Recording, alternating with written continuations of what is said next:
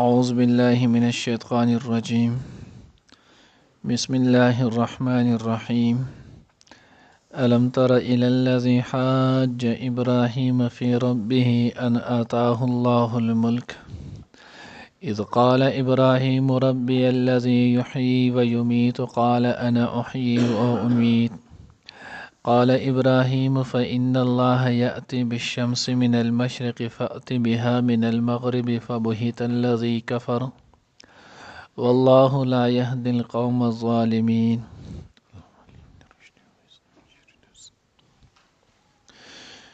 نانی درس کی بھائی انشاءاللہ العزیز سورۃ بقرہ پارہ نمبر 3 رکو نمبر 35 آیات نمبر 258 یو آیات ویلے کیږي.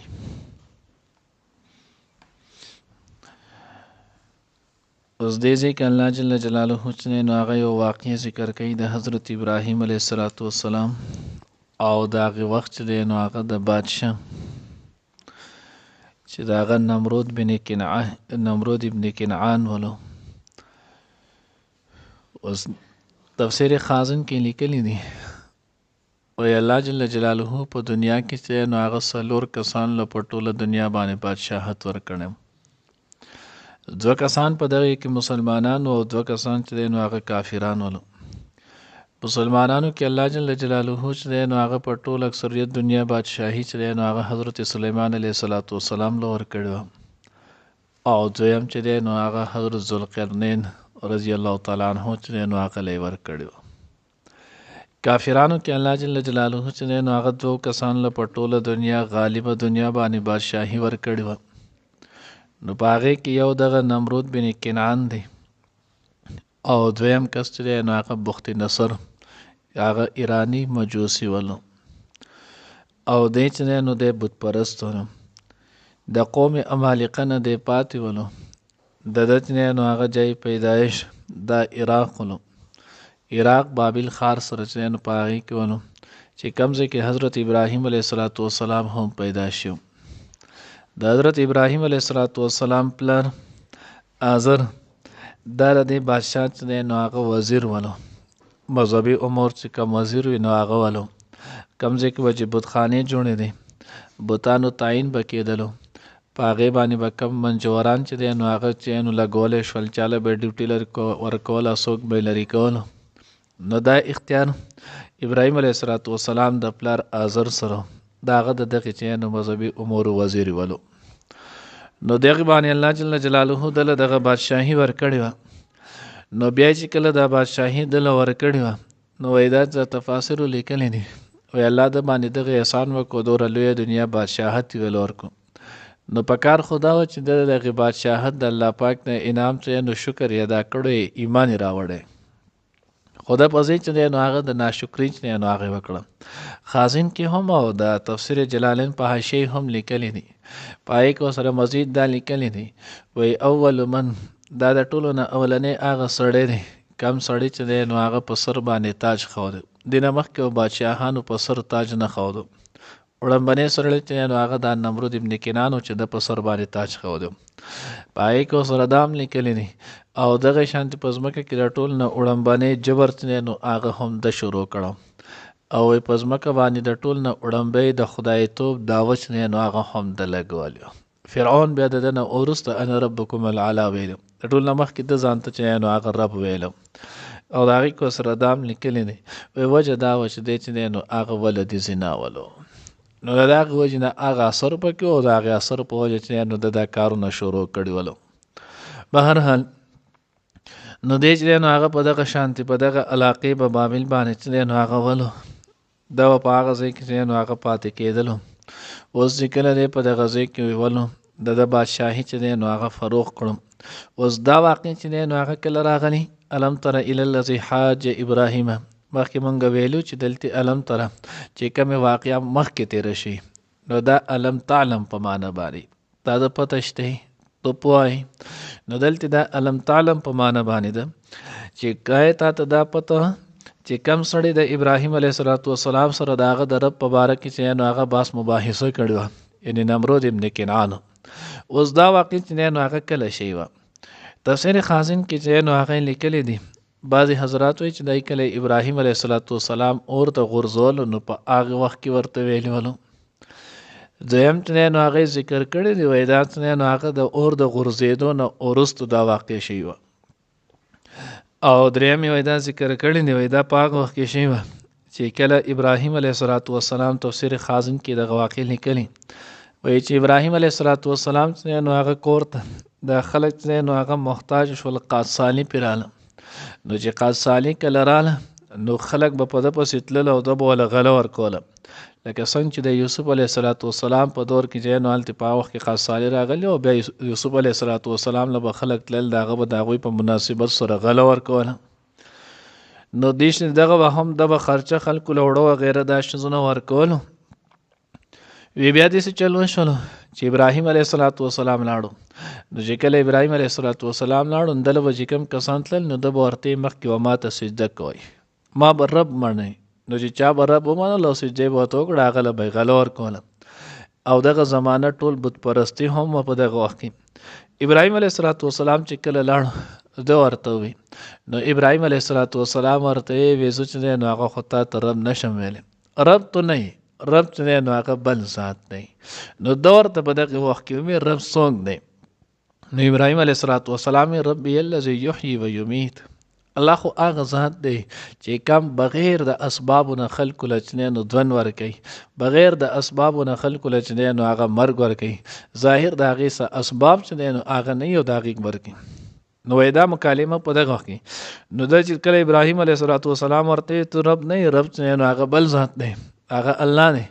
نو ابراهیم علیه السلام ته چې بارې تا د پر اسم نشته تو واپس ده. ابراهیم علیه السلام چې نو هغه را واپس کړل. نو چې کله ابراهیم علیه السلام را واپس شونه نو ابراهیم علیه السلام په هغه خپله تیلی کې کم چې ځان سره بورکې وړو په هغې کې د هغه طرف ځان سره خاورې را واغستې چې اوس دا به چې نو هغه ویسم اوس د دې چې نو هغه به څه ویمه چې زه ولې داسې تش رالم. نو کله چې هغه خاورې راوړلې کور چې نو هغه یې ورکړلې ابراهیم علیه السلام وی اوده شولو او بیا چې نو بیبي ساره د هغه چې کله لاړه ویې کتل د هغې هغه راواغستل نو هغې کې وکتل بهترین اوړه پراته دي.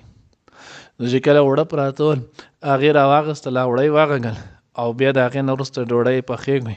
ابراهیم علیه السلام یې راپاسو.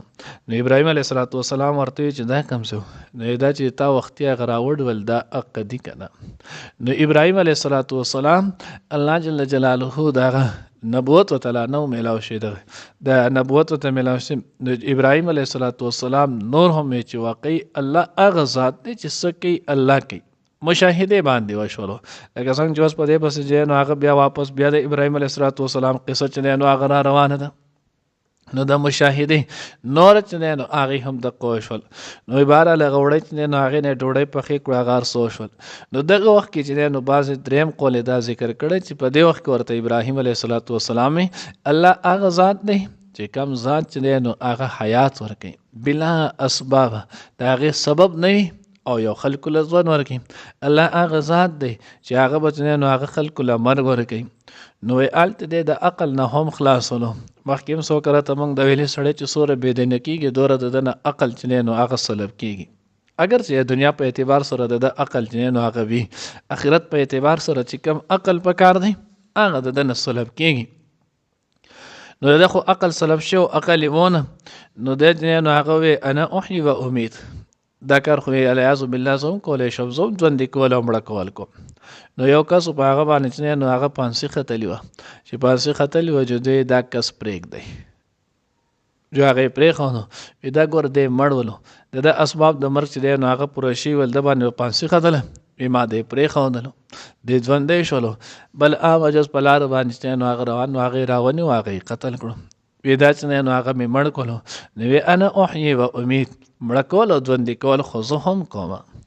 ابراهیم علیه السلام ته چې اوس پته ولګي چې دا خاص دی نو هغه تش کدو دی عقل د ده کار نه کوي دی خو اوس په دې باندې نه پوهېږي چې زما کوم عقل مراد دی او د دې چې نو هغه کم ژوندي او مړه کول دی او دی چې نو هغه دی نو ابراهیم علیه السلام ورته چې نو هغه ظاهري مشاهدې سره چې نو هغه خبره وکړه.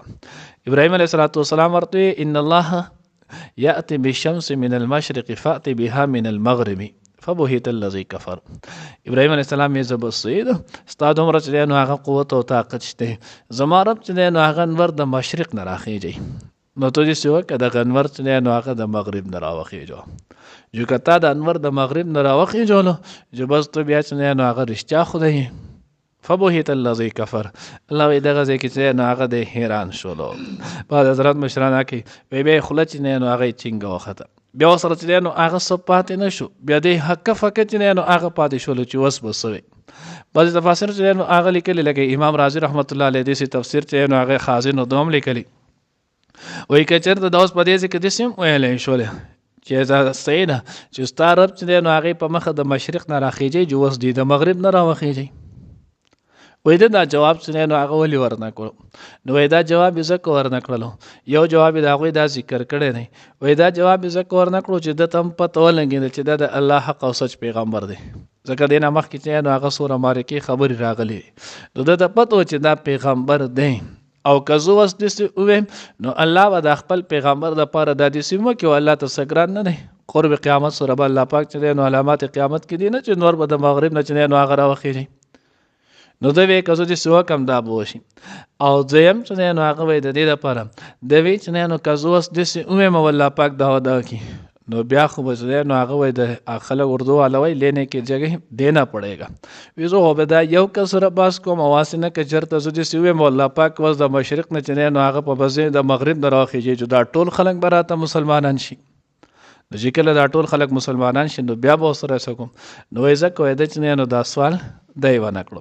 نو ابراهیم علیه السلام چې ورته کله دا خبره وکړله نو دی بیا حیران پاتې شولو. الله وایي والله لا یهدي القوم الظالمین. دا پته ولګېده چې دا پیغمبر دی، بیا یې هم نه کولو، هټ درمي وکړله او ضد یې وکړلو.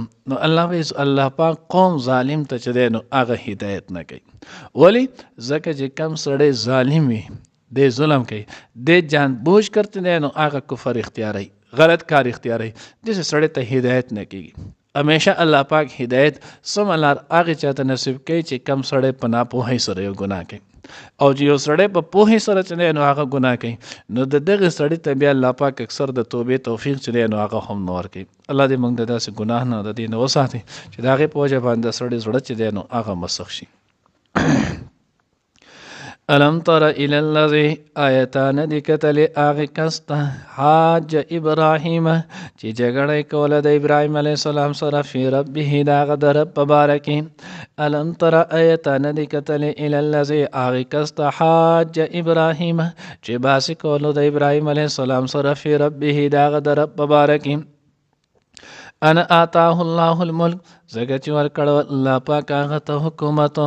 اذ قال ابراهیم هر کله چې وویل ابراهیم علیه السلام ربی الذی زما رب هغه ذات دی یحیی و یمیت چې ژوندي کول کوي او مړه کول کوي. قال نو هغه وویل یعنی دغه نمرود انا احیی و امید زه هم ژوندي کول کوم او مړه کول کوم. قال ابراهیم نو ابراهیم علیه السلام فإن الله بس بشک الله پاک یأتی بالشمس راخیجه نور لرا من المشرق د مشرق نه فأتی بها من المغرب پس تو راوخیجه هغه د مغرب نه.